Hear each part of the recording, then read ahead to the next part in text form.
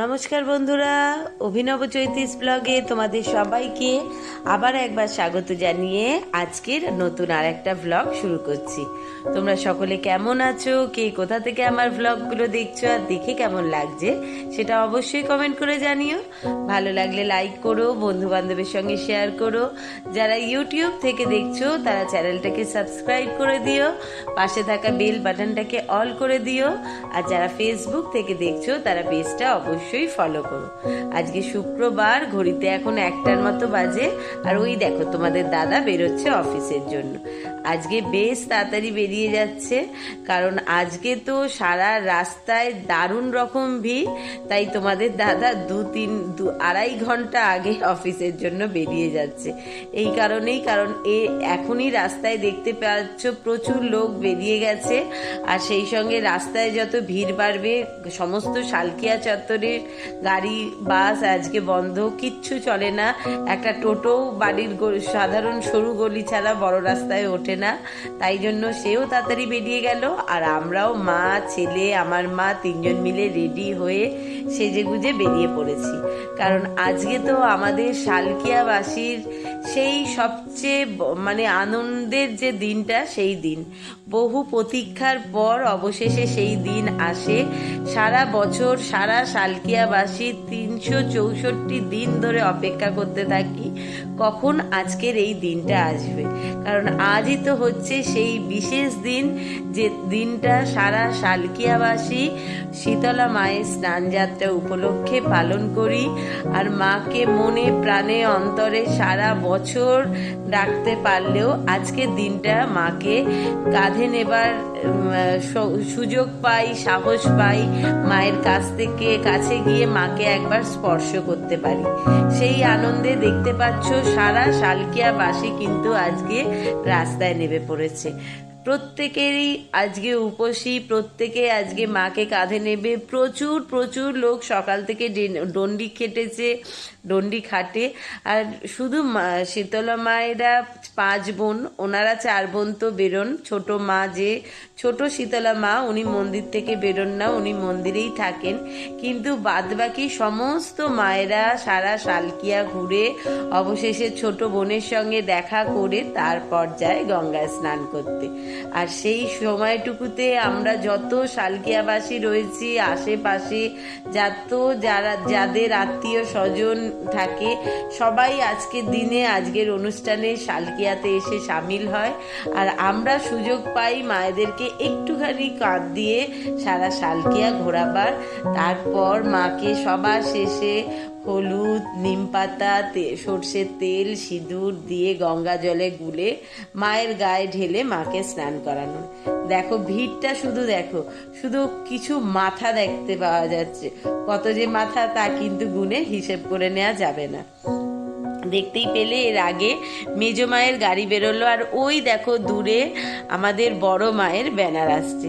মা কিন্তু প্রচুর দূরে রয়েছেন, কিন্তু ব্যানার অনেক আগে চলে এসছে। ওই দেখো রিকও দৌড়ে গেছে কাঁধ দিতে। রিকও গত 5 বছর ধরে আমার সঙ্গে উপোস করছে। আমি তো আজকে প্রায় 16-17 বছর হয়ে গেল উপোস করছি।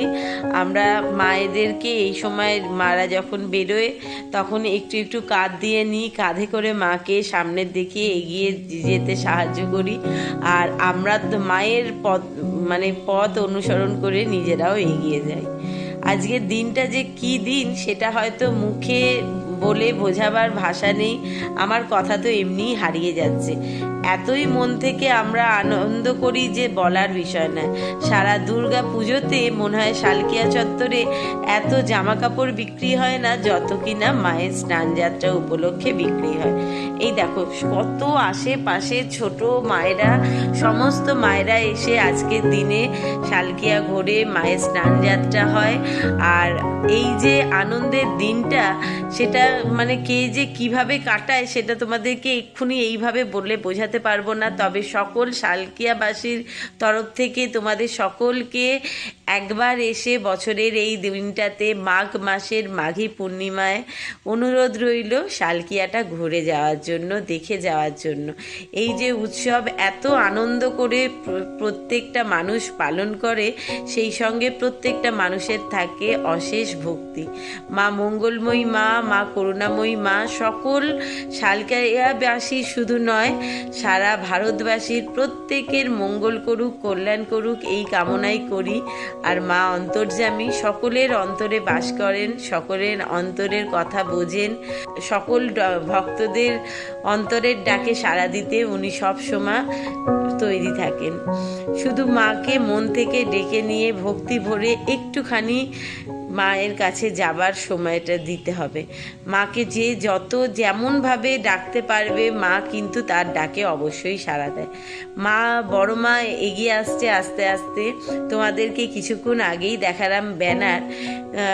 মা যখন আসে এত ভিড় হয়, প্রত্যেক মানুষই তো চায় আজকের দিনে মাকে একটু কাছ থেকে গিয়ে ছুঁয়ে দেখবার। ওই দেখো আর একটা ছোট মা আসছে। মা, বড় মা পেছনে দাঁড়িয়ে থেকে সমস্ত ছোট বোনেদের, ছোট মায়েদের আগে পাস দেয়, তারা আগে বেরিয়ে যায়, আর বড় মা সবার শেষে আস্তে শিস্তে আসে। বাহ, মায়ের মুখটা দেখো কত সুন্দর করে সাজিয়েছে, চোখ দুখানা যেন একদম জ্বলছে। প্রত্যেক মাকে আজকের দিনে দারুণ সুন্দর করে ফুলের সাজে, গয়নার সাজে সাজিয়ে, সুন্দর করে সিংহাসন সাজিয়ে আজকে ঘুরতে বার করে নিয়ে আসা হয়। আর সেই সঙ্গে মায়েদেরকে সমানে চলে চামরের বাতাস করা। সারা রাস্তা মারা যতদূর ঘুরবে মায়েদেরকে চামরের বাতাস কিন্তু করে যাওয়া হবে। এই যে বড় মার ব্যানার খুব কাছাকাছি এসে গেছে, আর মোটামুটি ভিড়ের আওয়াজ শুনে যেটা বুঝতে পারছি, মাও খুব কাছাকাছি এসে গেছেন। তবে মাকে দেখে যতই মনে হোক না কেন যে মা খুব কাছে এসে গেছে, মা যত কাছে আসতে থাকবে তত কিন্তু একটু বুকে ভয়ও বাড়তে থাকে। এই দেখো, এই হচ্ছে আমাদের সেই বড় মা, যাকে দেখলেই একবার ছোবার আশা সারা শালকিয়াবাসীর মনে জেগে থাকে। তবে ছুতে পারাটাও কিন্তু ভীষণ ভাগ্যের ব্যাপার। মা আজকের দিনে যেভাবে বেরোয়, আমরা প্রত্যেক উপসীরাই চাই আজকে একবার মাকে স্পর্শ করবার। তো সবার স্পর্শ মানে সবার ডাকে সাড়া দিতে মাকে ভীষণ আসতে যেতে হয়। আর মা পুরো মানে কি বলবো, এত ভিড় করে আসে, তার ভক্ত সমাগমের মাঝখান দিয়ে দূর থেকে দেখলে কিন্তু সত্যিই ভীষণ ভয় লাগে যে আদেও মাকে ছুঁয়ে উঠতে পারবো কিনা। তবে মন থেকে ডাকলে মা অবশ্যই সাড়া দেন, আর যেমন করেই হোক না কেন একটিবার মায়ের চরণ স্পর্শ করবার সুযোগ তিনিই করে দেন।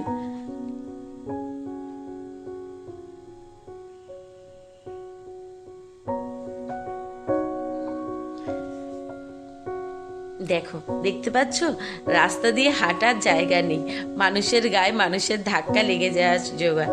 এমনকি ওই সামনের ফ্ল্যাট যত রয়েছে সব ছাদ, বারান্দা, ব্যালকানিতে গিজগিজ করছে ভিড়।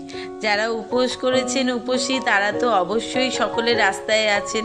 কিন্তু অনেকের হয় না যে শালকিয়াতে কোনো রিলেটিভের বাড়ি বা কর্মসূত্রে কেউ বাইরে থাকে, আজকের দিনে তারা বাড়ি ফিরেছে, ঘরে এসছে, সকলে তো রাস্তায় এসে দাঁড়াতে পারেন না। তারপর অনেক বয়স্ক মানুষ, অসুস্থ মানুষ আছে, তারা চেষ্টা করে বারান্দায়, ছাদে বা ব্যালকানিতে দাঁড়িয়ে একটুখানি মাকে একবার দর্শন করবার সুযোগ পেতে।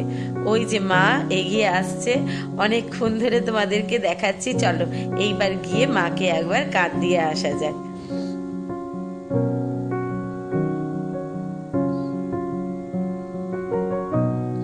মা যেমন মঙ্গলময়ী মা, তেমনই করুণাময়ী মা।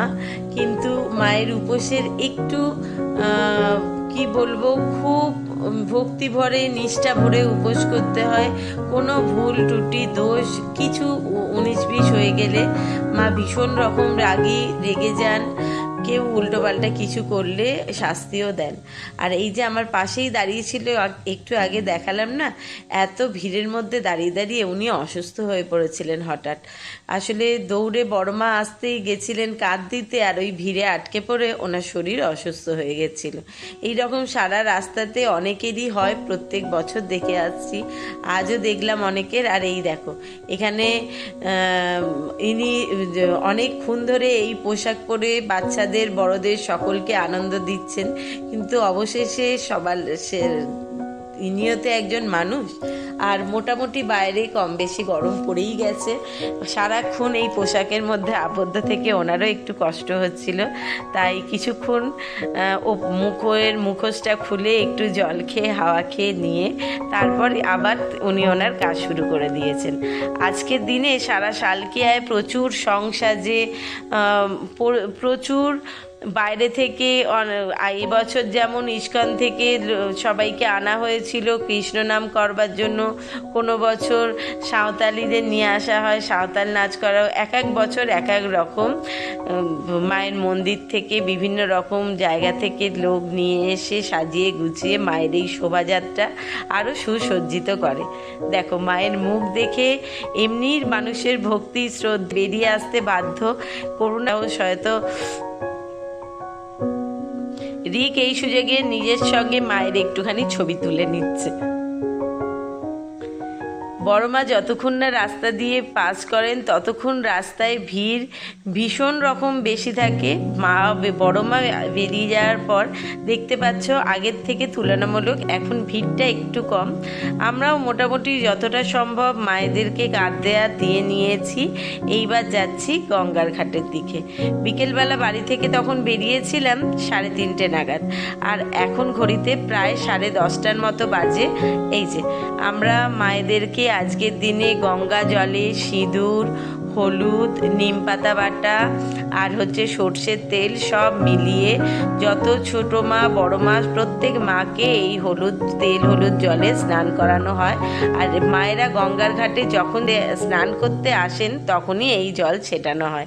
তার আগে ওনারা যখন সারা শালকিয়া সমস্ত বোনেদের মন্দিরে মন্দিরে যায়, দেখা করেন, ঘোরেন, তখন কিন্তু এই জল একেবারেই দেয়া যায় না।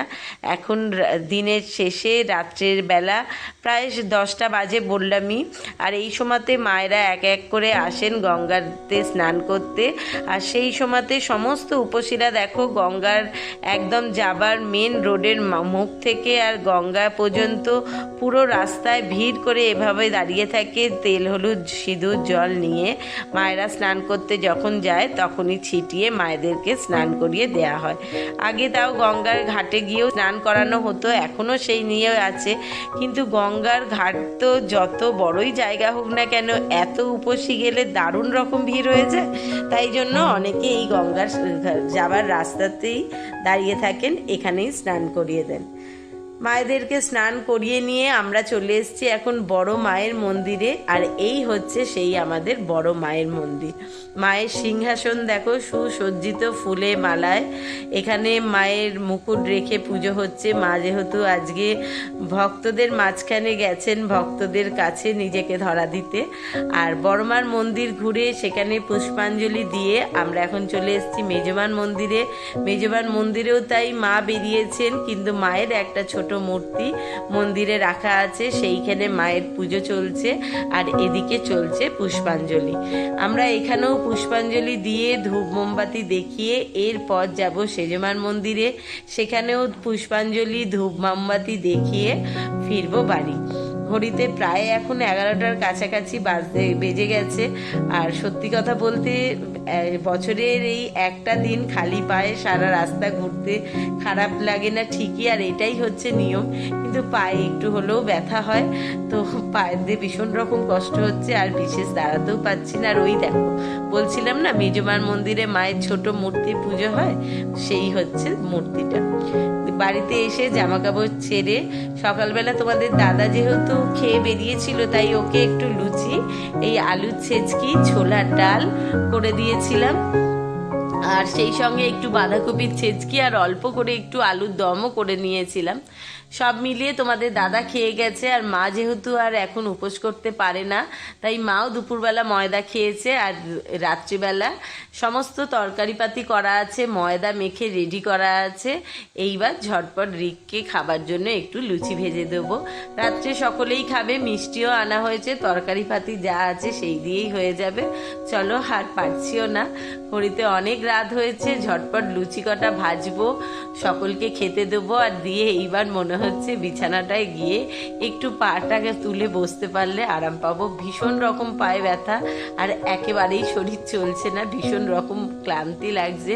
যদিও অন্যান্য বছর বাড়ি ফিরতে ফিরতে প্রায় 2টো, 2:30, 3টেও বেজে যায়, এবছর শরীরটা দিচ্ছিল না। ছেলেটাও আজকে সকালবেলা আবার স্কুল আছে, ওকেও উঠতে হবে।